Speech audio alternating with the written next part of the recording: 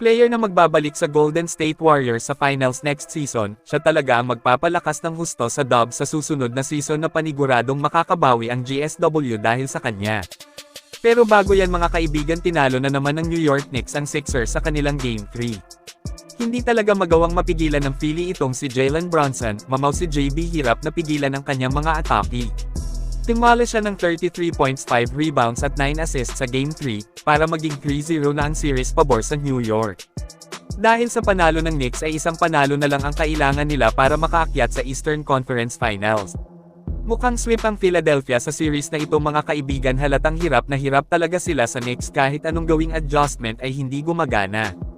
Down 3-0 kaya imposible na silang makabalik sa series. Sa kabilang banda naman mga kaibigan, sa Game 3 din ng San Antonio Spurs kontra Minnesota Timberwolves, kung saan tinalo po ng San Antonio ang Wolves, hawak po ng Spurs ngayon ang advantage sa series 2-1. Ganda ng bakbakan, habulan lang ng puntos kahit palaging nakakalamang ang San Antonio sa home team, ay nakakadikit pa rin ang Wolves sa kanila. Pinosterize pa ni Julius Randle si Wemby, hype ang buong fans ng arena sa ginawa ni Randle na pati ang anak ng Wolves forward ay hype na hype rin.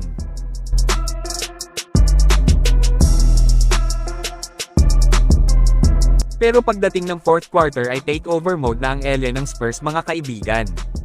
Hirap din talaga napigilan itong si Victor kapag pumutok, tirador din kasi siya, tapos unfair ang kanyang size, napakahaba nga nitong si Wemby. Kailangan na pagplanuhan ng mabuti ng Wolves kung papaano nila limitahan sa pagpuntos ang alien, para manalo sa series kailangan maging mas physical sila sa pagbantay sa Spurs big man.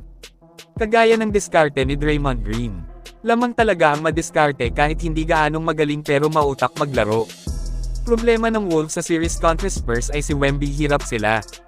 Parang 3-0 na rin kung naipasok ni Champagne ang kanyang huling tira sa threes noong Game 1. Well, 2 beses pa rin naman natatalunan ng Spurs ang Wolves, sa tingin ko babawi ang Minnesota sa Game 4 para itabla sa 2-2. Hindi rin madaling kalaban ang Wolves, alam nating lahat yan. Kaya paniguradong magkakaroon pa ng magandang laban sa mga paparating pa nilang tapatan. Malaking kawalan din talaga si Donte DiVincenzo sa Minnesota Timberwolves.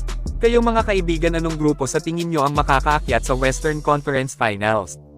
Wolves o Spurs? Mag-comment lang po. Ngayon ay dito naman tayo patungkol sa team ng Golden State Warriors, kung saan matapos talunin ng GSW ang Clippers sa play-in tournament, ay mas tumunog ang storyang paglipat nitong si Kawhi Leonard sa Dubs next season. Hinihintay ng lahat na mangyari ito noon pa lang, kasi ipagsama mo ba naman sina Steph at Klay sa iisang kupunan? Parehong magaling, parehong mahirap na pigilan, parehong kailangan ng 2 o 3 bantay para malimitahan. Ay may isip na lang tayo kung gaano magiging napakalakas ng Warriors kapag makuha nila si Leonard. Mataas ang tsansa na makakabalik ang GSW sa finals. Kayong mga kaibigan, ano ang masasabi nyo dito? Mag-comment lang.